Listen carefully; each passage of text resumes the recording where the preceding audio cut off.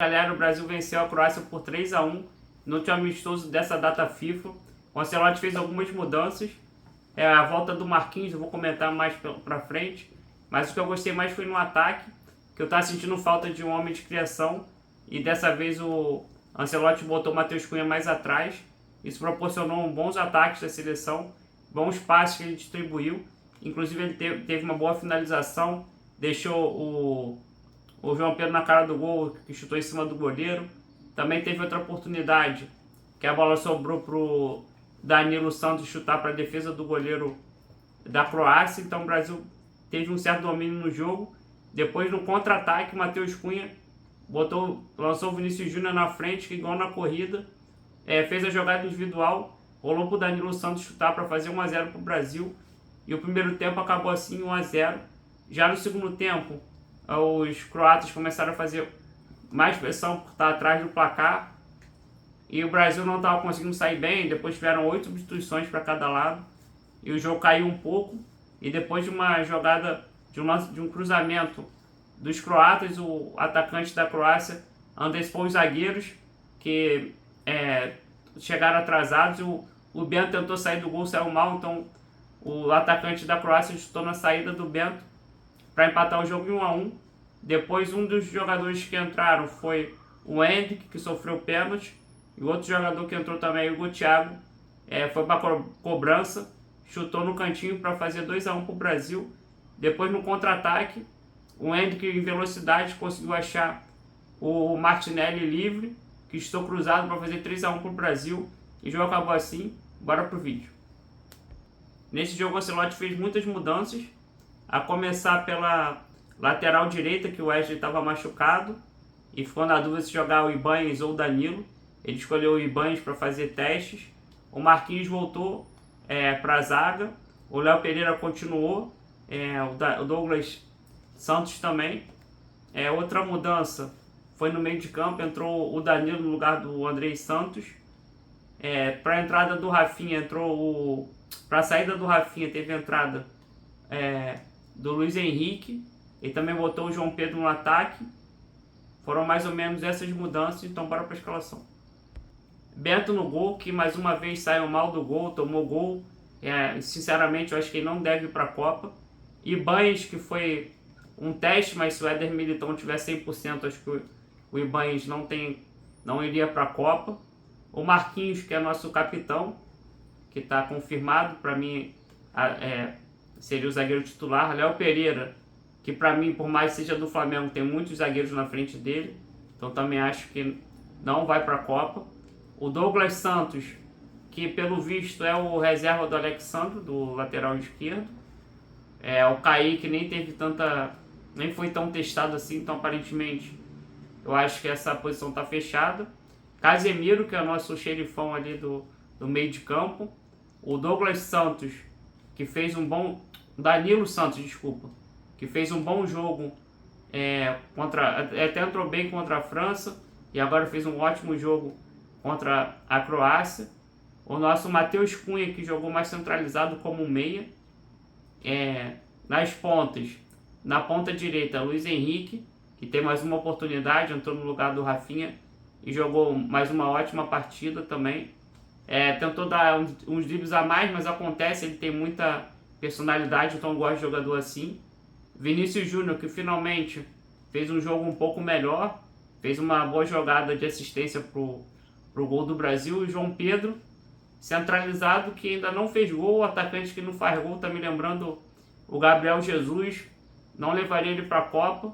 O Endrick, em 15 minutos, fez mais do que 70 minutos de jogo do João Pedro. Então, para mim, eu preferi o Endrick, mas diz o Ancelotti que é o futuro do Brasil, então talvez não esteja na Copa.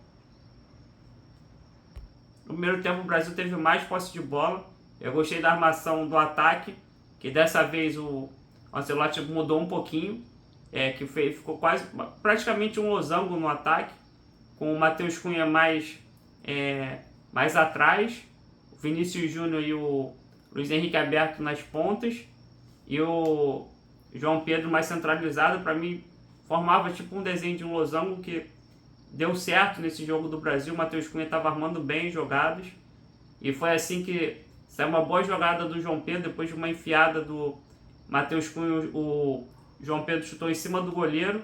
Também teve uma chance, que eu acho que, se eu não me engano, o Vinícius Júnior cruzou para o Danilo chutar e para a grande defesa do goleiro da Croácia.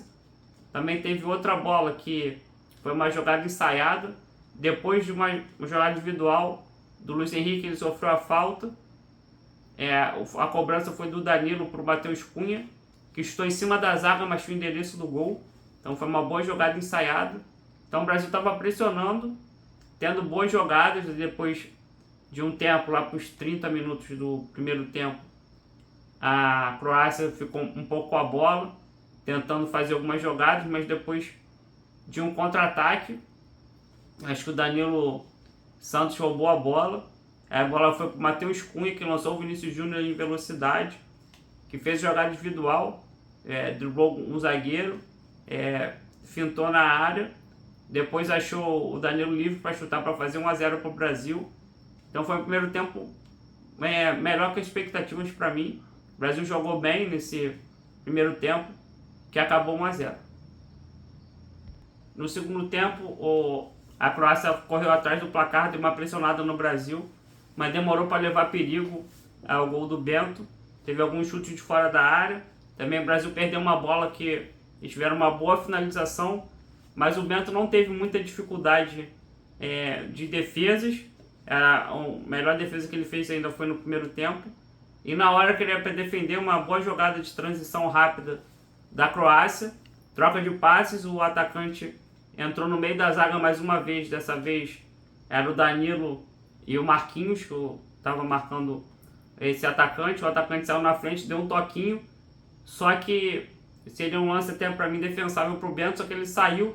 Então o atacante já tirou do goleiro, tirou de todo mundo para empatar o jogo, fazer 1-1. E o Brasil não desistiu, isso já foi os 38 do segundo tempo. Acho que uns 3 minutos depois já foi o lance que o Hendrick sofreu pênalti.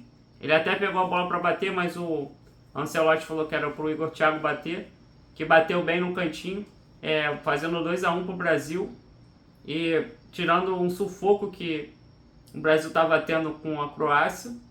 E depois uma jogada de contra-ataque rápida, o Brasil roubou a bola, a bola foi para o Igor Thiago, que deu um toquinho para o Hendrick, que saiu na velocidade e deu um toque na frente, açucarado para o Martinelli chutar cruzado e fazer 3-1 para o Brasil, dando números finais e dando um alívio para o Brasil, vencendo esse jogo contra a Croácia. Agora a próxima convocação vai ser a convocação final do Brasil. Antes da Copa terão 2 amistosos contra o Panamá e contra o Egito. O jogo do Egito é um pouquinho antes da estreia do Brasil, dia 6 de junho.